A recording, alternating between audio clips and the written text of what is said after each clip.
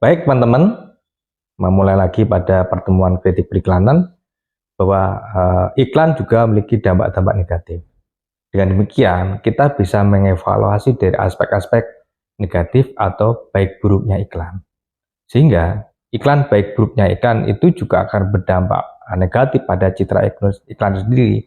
Dengan demikian, kita juga dapat menafsir, melihat dari praktik-praktik pariwara, yaitu adalah dari perspektif etika pariwara itu sendiri, yang mana di situ ada kode-kode etik yang harus dipatuhi oleh pengiklan, juga kode-kode etik yang harus diketahui oleh kreator iklan. Nah, dengan demikian, iklan juga memiliki dimensi-dimensi lain, yaitu dimensi etis iklan.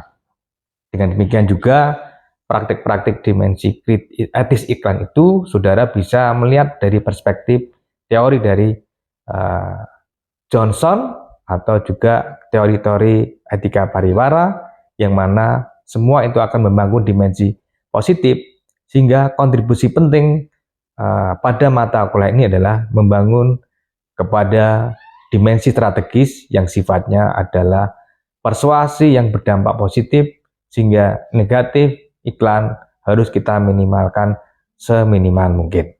Baik teman-teman, selamat berjumpa kembali. Nah, untuk selanjutnya, teman-teman bisa membaca buku saya yang berjudul Kritik Seni Iklan, Brand, dan Branding. Ini penting untuk dipelajari, di mana kalau bicara tentang brand branding, bagian dari apa yang kita pelajari di mata kuliah desain komunikasi visual. Sehingga kalau kita lihat keseharian, brand selalu bersifatan, brand selalu berkompetisi di media platform digital. Baik itu produk-produk toilettes atau keseharian, juga produk-produk yang sifatnya sebagai gaya hidup. Nah, bagaimana merek sebagai gaya hidup? Itu saja Anda lakukan sehari, misalkan beli pakaian, ya, kendaraan, dan sebagainya. Sehingga kendaraan, pakaian tidak semata-mata pelengkapan tubuh sebagai pelindung, tapi juga sebagai gaya hidup atau lifestyle. Selagi juga transportasi juga sekarang berkembang, ya, itu tidak lagi semata-mata transportasi, juga sebagai gaya hidup.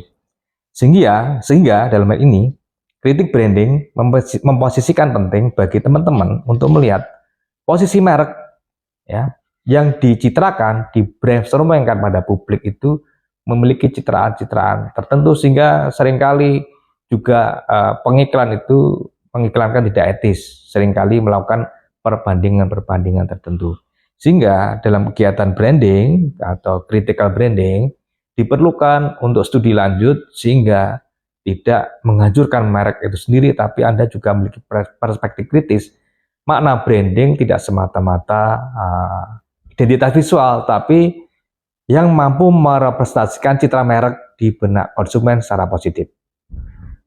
Ketika kita sudah mempelajari tatap muka dari pertemuan pertama hingga akhir, tapi itu saja di tengah perkuliahan kita akan menilai, mengevaluasi sejauh mana teman-teman bisa mempraktikkan praktik analisis terkait dengan perspektif yang dibangun atau digunakan untuk mengevaluasi objek visual yang Anda kritisi.